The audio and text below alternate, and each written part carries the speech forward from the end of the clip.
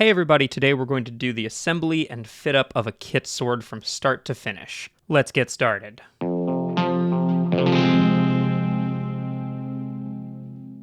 So for this build, I've decided to do an English small sword, sometimes called a court sword, because it's one of my favorite swords to build. The small sword is a cousin to the rapier, designed for easier carry and for personal self-defense use. Here's my black court sword. It's got a wire-wrapped handle and silver fittings, as well as a 30-inch blade, sharpened to a nice point. For comparison, here is a tournament rapier with full-size Italian cup guard. It's a bit of a bigger, heavier sword, and there's a little bit of a length difference here. You can also see the red rubber tip that we use in tournaments. Also, for comparison, here is my personal tournament sword. You can see it's quite a bit longer, which has earned it the name the Cheaty McCheaterson rapier. It's 44 inches and is also equipped with a red tournament point. The length of the blade essentially makes it an S-stock, but I only have regular rapier mounts instead of a two-handed S-stock mount. A kit sword is a great alternative to buying a sword outright, and is usually a little cheaper, but you will have to do some work. To do the parts fit up, you're probably going to need a set of needle files like these, preferably one with a point at the end like this one. It would also be helpful to have a larger file like this one. This will help us remove material faster and shape our tang if we need to. A big mill file like this one probably won't be necessary, but it'll be good to have just in case. Now that we've got our tools set up, let's take a look at the parts. I've selected a 30-inch Fiorelli rapier blade. It did not come with a point, and I had to put it on by hand with a file. This part has a bunch of names. I'm just going to call it a knuckle bow. The handle goes in the middle, and the outside part protects your fingers. Not strictly necessary on a stabbing sword, but I like the look. This part's called the shell. It goes at the top of the handle like this, and it's to protect your fingers from being stabbed. Absolutely necessary on a stabbing sword. Got a nice big brass pommel for the bottom. This will help keep everything secure and balanced. We're going to have to make our own handle, and I've chosen this nice piece of oak firewood. It was essentially scrap, but we're going to turn it into something nice. The first step is going to be fitting the shells to the tang. Make sure the two lobes of the shells are on the same side as the flats of the blade. Go ahead and slide it up. Looks like we got lucky and this part actually fits pretty well. It's going to be wobbly until we get all the parts in and tighten the pommel down. Looks like the only thing we have to do here is square up the shoulders on the tang so that the guard fits correctly against the bottom of the blade. I'm going to use the big file for this because it'll help this go a little faster, and because this file has a safe edge on it. This side right here doesn't have any teeth, so we can press it up against the side and file, and it won't damage the bottom of the shoulder. Be sure to check the fit pretty often, and once it starts to get close, switch to the needle files so you don't overshoot.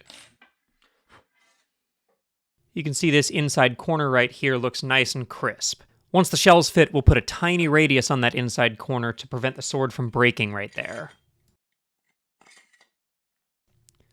Looks like we're almost there.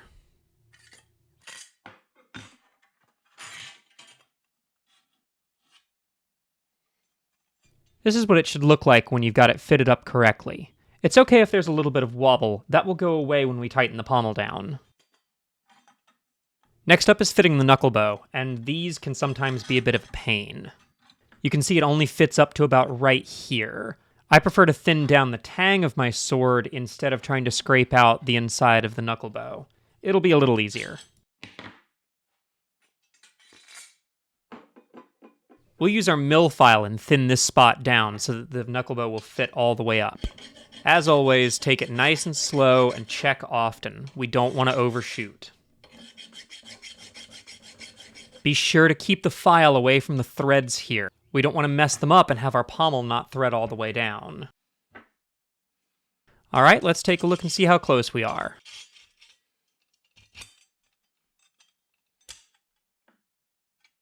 Perfect. To start the handle, trim as much of the wood away as you can using something like an axe or something else that's going to remove a lot of material. If you don't have an axe or a big heavy knife, you can use a wood rasp. But be warned, that will take a while. I've got a wood plane, so I'm going to use it to try and shape this handle up. If you don't have one, you can carve the handle with a knife or use a wood rasp. We want the bottom to fit nice and snug with this pommel, so I'm going to use my inking pen, again with no ink in it, to scribe a line on the wood. This will leave a mark that I can cut to. Keep in mind that if we cut down exactly to this line, it will still be too big, and we will have to trim it down even more later. I should point out that my pommel has a recess inside for the handle. If yours doesn't, then it won't fit together like this, and you'll want to cut exactly to your line, if not a little over. Alright, now that we've got the bottom part fitting in our pommel, the next step is to take these corners off and round the whole thing up.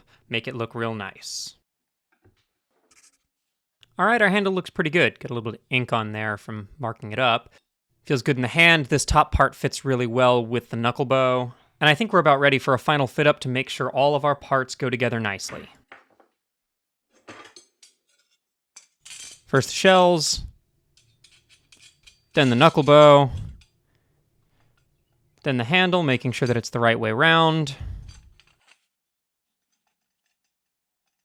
It's a really tight fit. That's actually really good. If this happens to you, you can tap it in place with something, or you can twist the handle so that the tang cuts itself into the handle, making a perfect fit. You can see we've got a little bit of wobble up here. That's because it's not tightened down yet. We're going to have to trim this end off. If you're careful, you can make a nick in it with a file and then snap it off. I'm probably going to cut it all the way through with a file. If you snap it, be sure to clean up the end with a file so that it's not sharp. Alright, let's go ahead and do the final assembly.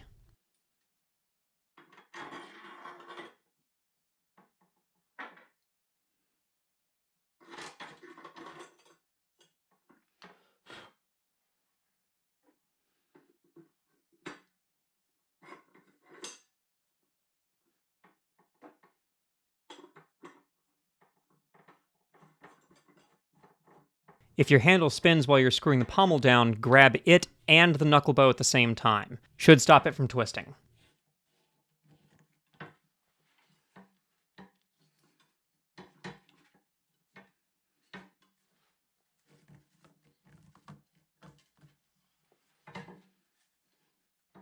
Once it's all assembled, you should give it a couple taps like this. If it makes any kind of rattling or clicking noise, it means that something isn't tightened down all the way.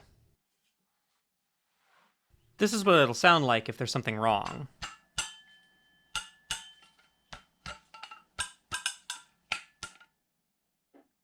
I felt like the handle was a little too plain, so I've decided that I want to do a deer hide wrap over it.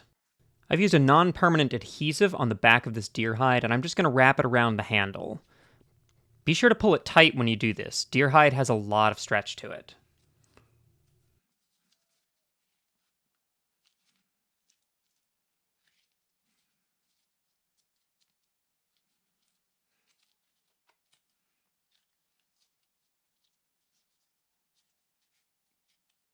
Now that it's secure, we can cut it down this line right here and remove it so that we can punch holes and dye it. Punching holes is exactly like it was in the quiver video, except it's softer leather. I'm using my 4-in-1 punch because I'm trying to get a lot of holes done very quickly. Deer hide is a lot softer than the heavy leather I used to make the quiver, so this goes by pretty fast. Don't punch your holes all the way to the end of the piece because we do have to trim those ends off, otherwise it will be too long. We won't be doing anything like a stitching groove on this because the leather is so soft. We are going to be using a different stitch from last time, though. I fumbled around a bit with using an unwaxed linen thread and trying to dye it the same color as the leather, but there was no way of making it not visible. So I figured if it's going to be visible, I might as well use bright gold thread. This stitch is very different from the double back or double running stitch that we used on the quiver. And the method that I'm using here uses 2 needles instead of 1. The thread that I'm using is gold embroidery floss, and it's very easy to thread into these needles. Just like last time, we're going to lock our thread by pushing the needle through the thread. You can see I'm having some difficulty with it. It's a little bit more difficult on this embroidery floss. You have to kind of untwist it a bit.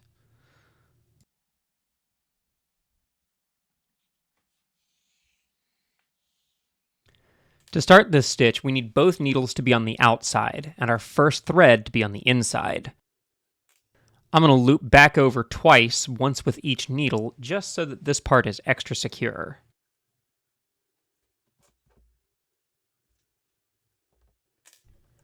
We want to go outside to outside and inside to inside, alternating sides as we go. This will create a really neat pattern of X's all the way down the stitching line.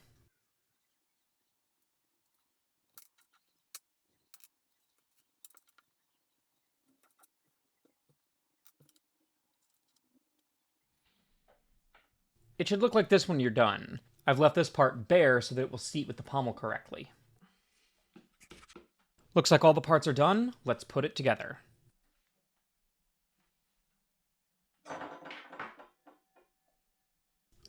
You've already seen how this works. Just go ahead and slide the shells on, then the knuckle bow. Then, of course, the handle, making sure to put it on the right way and in the right direction. And lastly, the pommel.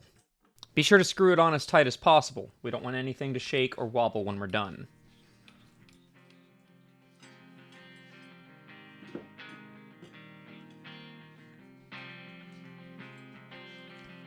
Just like last time, you want to tap it against something like your palm to make sure that no parts are loose. You'll hear them if they are. Make sure it feels good in the hand, and then we are good to go.